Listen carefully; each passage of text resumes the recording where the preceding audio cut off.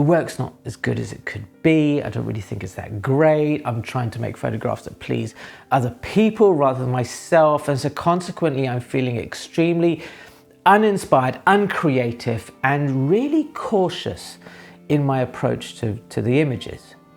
It's one of those periods that seem to crop up with loads of creative people whom I've spoken to over the years. And certainly in my case, this is not the first time that it is bubbling up to the surface for me. However, at least this time, I am prepared for it. I know what I need to do to kind of overcome these roadblocks, to kickstart that creative vibe again. How's it? Being creative, it should be stupidly easy, shouldn't it? After all, I've been taking photographs for almost 40 years. I've studied photography. I've worked most of my adult life as a photographer. And nowadays, all I do is talk about photography constantly. I have knowledge, I have experience on which to draw from, but that's the problem. All that knowledge, all that experience is acting as a huge roadblock to my creativity.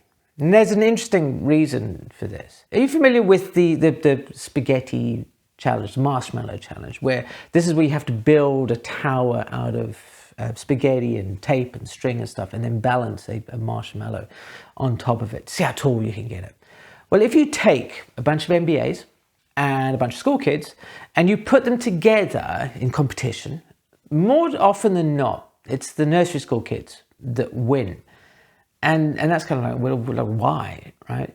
And the answer is kind of somewhat obvious when you think about it.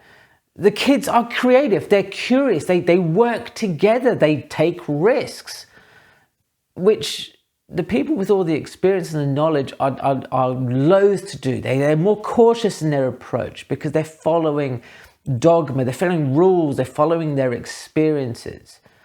And that's what is happening to me and to countless others, is that since we picked up a camera originally and we're full of creativity and wanting to share stuff and being blissfully ignorant, for want of a better word, we picked up all these little rules, so-called bits of wisdom. And that knowledge, rather than being a rich pool of inspiration that it used to be, has become a puddle of sludge on which bubble up little kind of few preconceived ideas and approaches that I tend to lean heavily into. I've got some of my favorites, and I kind of fall back and say, well, this is the wisdom of the age. This is how you're supposed to do these things. But I need to clear that sludge out. I need to get rid of it so I can overcome that roadblock. But there is something very important that's going to happen, which I need to prepare myself for. As a creative person, self-doubt can be one of the biggest obstacles we need to overcome. I certainly find it easy to get caught up in my own head, second-guessing my work and wondering if the photography is actually as good as I think it is.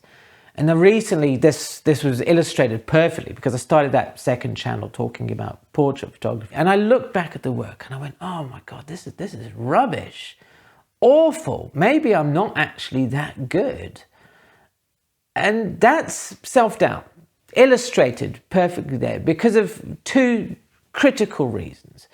One is that I kind of lost sight of why I was taking those pictures in the first place. And that is that it's not to be perfected. They're not perfect photographs. And when I want something to be perfect, I go, if it's not perfect immediately, I kind of go, no, okay, this is no good. I'm going to throw it away. I'm not going to carry on with this. And then the second thing is that, who am I taking these images for? Is it for me? Is it for somebody else? What is the purpose of this?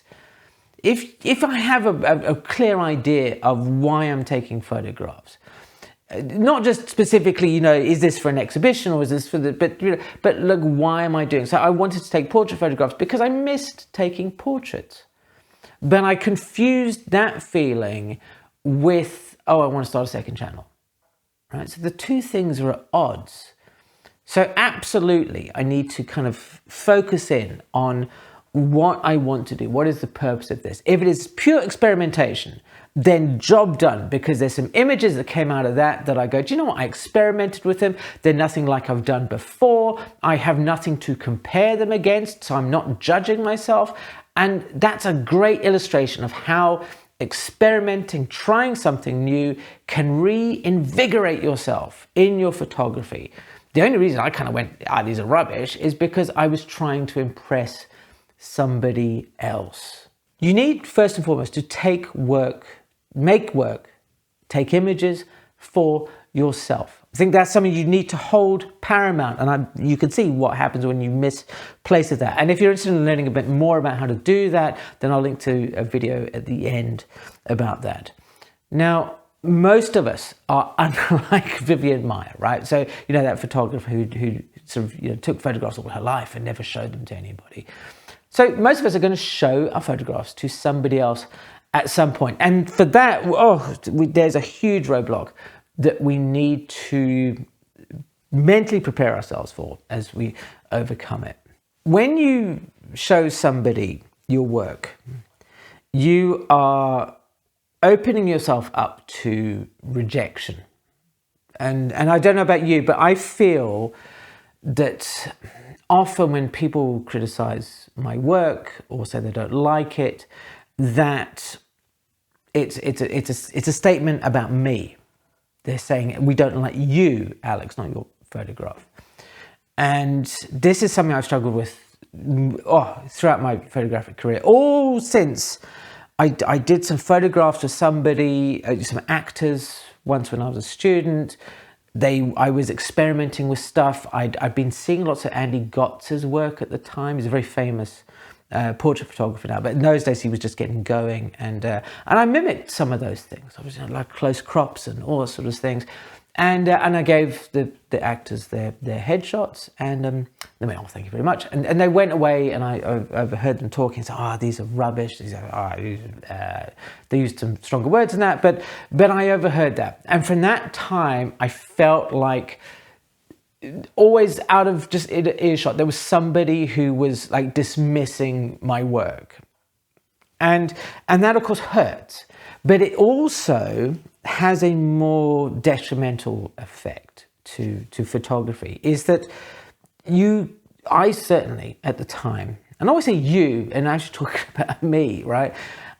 I stopped doing that sort of stuff. I was scared off of doing it because I went, oh no, this one person, and it was really just kind of one person, said something negative about it, so I'll never do it again, right?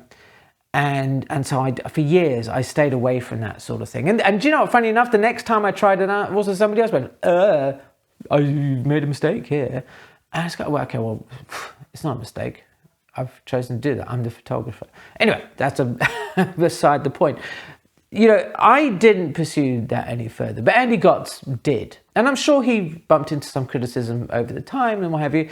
But who's now the famous photographer who hangs out with film stars and all that kind of stuff? Because it is not me, right? So get that flame-proof suit on. Understand that, people are going to critique your work. They're going to say, I don't like this, or this is not for me. And that's perfectly fine. I love many photographers.